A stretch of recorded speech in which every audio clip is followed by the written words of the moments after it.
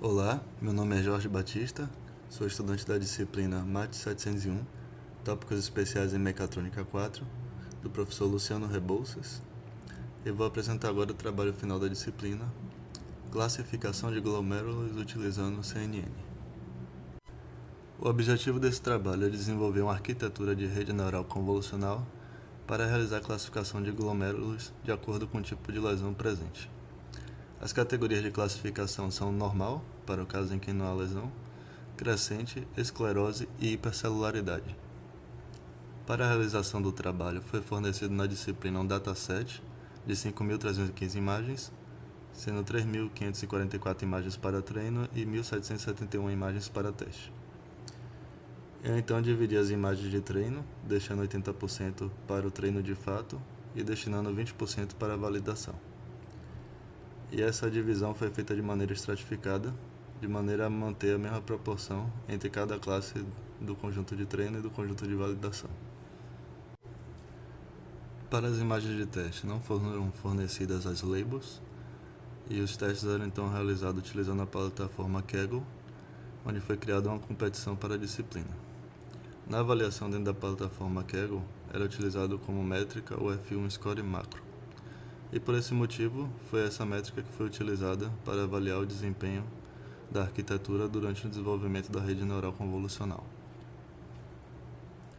Como metodologia para o desenvolvimento da arquitetura da rede convolucional, foi no primeiro momento criada uma arquitetura inicial, e a partir dessa arquitetura inicial foram realizadas diversas iterações, onde eram feitas modificações na arquitetura, realizado o treinamento e avaliado o ponto do treinamento que teve o maior F1 Score macro de validação. Esse ponto do treinamento era então salvo como modelo parcial dessa arquitetura, e baseado se houve aumento no F1 Score macro de validação com essas modificações dessa interação, era decidido se iria manter as alterações feitas ou se ia reverter a arquitetura para o estado da iteração anterior. Durante toda a fase de desenvolvimento da arquitetura, foram utilizadas as imagens do dataset redimensionadas para 384 por 384 pixels. Cada pixel das imagens foram normalizados para valores entre -1 e 1. E para as imagens de treino foi realizado um data augmentation, utilizando flip vertical, flip horizontal ou a combinação de ambos. E em todo o desenvolvimento da arquitetura foi utilizada a função ReLU após todas as camadas, com exceção da última camada onde foi utilizado a softmax. Após cada camada de convolução foi utilizado o max pooling, com kernel tamanho 2x2 e stride 2. Como função de perda foi utilizada a cross entropy loss, e como otimizador foi utilizado o ADAM-W. Na arquitetura inicial foram utilizadas 6 camadas de convolução, a primeira e a segunda com 8 filtros cada, a terceira e a quarta com 16 filtros cada, e a quinta e a sexta com 32 filtros cada, todas elas utilizando um kernel de tamanho 3x3 e stride 1. Ao final das camadas de convolução foi aplicada a operação de flatten, e foi utilizada uma camada densa de 1000 neurônios e uma camada final de saída de 4 neurônios.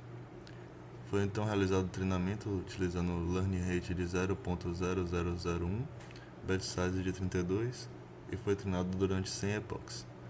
Após o fim do treinamento, o melhor F1 score encontrado na validação foi de 0.5347 no epoch 98. Em seguida foram feitas alterações nas camadas de convolução, aumentando a quantidade de filtros da primeira e da segunda camada para 16, da terceira e da quarta camada para 32 e utilizando kernéis de 5x5 stride 1, e da quinta e sexta camada para 64 filtros cada, utilizando kernéis 7x7 stride 1. Após realizado o treinamento, o melhor F1 score de validação foi 0.5801 durante o epoch 57. Em seguida foi aplicado um dropout de 0.5 após a primeira camada densa, a de 1000 neurônios, e após realizado o treinamento, o F1 score deu um salto para 0.7935 no epoch 92. No passo seguinte foi aplicado o batch normalization após cada camada de convolução, E após o treinamento, houve uma leve melhora do F1 Score para 0.8055 durante o Epoch 78. Em seguida, foi aumentada a quantidade de filtros das camadas de convolução, a primeira e a segunda passando para 32 filtros, a terceira e a quarta 64 filtros cada e a quinta e a sexta 128 filtros cada. Após o treinamento, o F1 Score subiu para 0.8256 durante o Epoch 92. E finalmente, foi aumentada a quantidade de filtros da segunda camada para 64, da terceira e da quarta para 128 e da quinta e da sexta para 256. A taxa de learning rate foi reduzida para 0.00001 para tentar ajudar o otimizador a convergir mais eficientemente. O treinamento foi então realizado e foi obtido um F1 score de 0.8551 na validação durante o Epoch 98. A partir desse ponto, foi realizada nova interação buscando aumentar a quantidade de filtro das camadas convolucionais, mas que resultou numa redução do F1 score atual e, portanto, foi descartada. E também foi realizada uma interação buscando aumentar a quantidade de neurônios na camada densa, que apesar de ter uma leve melhora do F1 score, no momento de teste teve um resultado pior do que a arquitetura atual e também foi desconsiderada. E dessa forma, essa foi a arquitetura mantida como arquitetura final. Na etapa do teste parcial na plataforma Kaggle, em que foi utilizado um terço do dataset, essa arquitetura obteve um F1 score de 0.5339 e na etapa de teste final, em que foram utilizados os 2/3 restantes do dataset, ela terminou com F1 score de 0.4994. E como considerações finais, podemos observar durante o desenvolvimento da arquitetura que o aumento na quantidade de filtros das camadas de convolução foi associado ao aumento de desempenho da arquitetura, porém cada vez menor até se atingir um limite, que a utilização de dropout trouxe um grande ganho de desempenho e que a utilização de batch normalization trouxe pouco ganho. Então eu encerro aqui a minha apresentação. Muito obrigado.